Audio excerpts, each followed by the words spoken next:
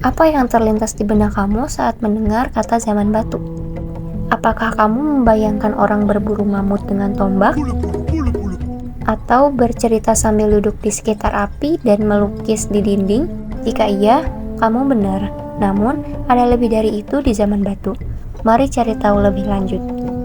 Zaman batu sendiri terbagi menjadi 4, yaitu zaman Paleolitikum, Mesolitikum, Neolitikum, dan Megalitikum. Lalu apa sih yang membedakan keempat zaman ini? Yang pertama, zaman Paleolitikum atau zaman batu tua. Pada zaman ini, manusia purba pada masa itu hidup secara berpindah-pindah atau juga disebut sebagai nomaden. Hal ini dilakukan karena manusia purba pada masa itu sangat bergantung pada apa yang disediakan di alam. Mereka berburu dan mengumpulkan makanan untuk bertahan hidup. Hal ini juga disebut sebagai food gathering. Di Indonesia sendiri, zaman Paleolitikum ini memiliki 2 corak kebudayaan. Yang pertama ialah kebudayaan Pacitan.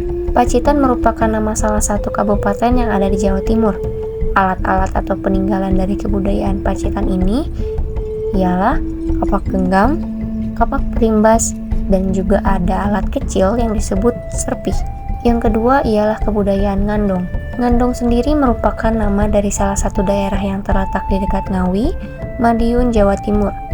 Peninggalan dari kebudayaan Ngandong ini, contohnya ada alat-alat dari tulang dan tanduk, kemudian ada flakes atau alat serpih. Zaman yang kedua ialah zaman Mesolitikum atau zaman Batu Tengah. Ciri-ciri pada zaman ini tidak berbeda jauh seperti pada zaman Paleolitikum. Tetapi, pada masa ini manusia purba sudah memasuki semi-sedenter, di mana ada yang menetap di suatu wilayah. Hal yang mendorong pernyataan ini sekaligus menjadi ciri khas dari zaman Mesolitikum adalah ditemukannya Joken-Moninger yang merupakan sampah dapur dan Abrissosroch yang merupakan gua-gua tempat pelindungan manusia purba. Di Indonesia sendiri terdapat 3 corak kebudayaan pada zaman Mesolitikum, yakni kebudayaan Pebble di Sumatera Timur, lalu kebudayaan Tulang di Sampung Ponorogo, dan kebudayaan Flakes di Toala, Timur, dan Rote.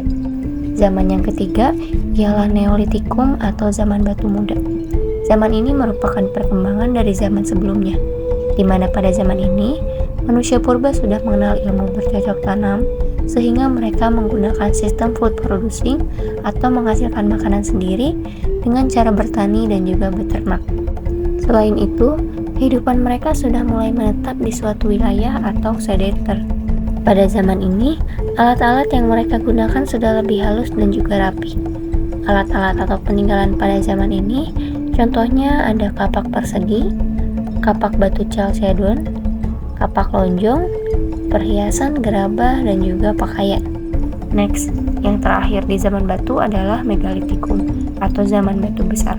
Dikatakan zaman batu besar karena alat-alat yang digunakan pada zaman ini berupa bangunan batu besar, yang mana pada umumnya diperuntukkan bagi tempat beribadah pada arwah nenek moyang dalam sistem kepercayaan animisme dan dinamisme yang memang pada zaman itu sudah dipercayai.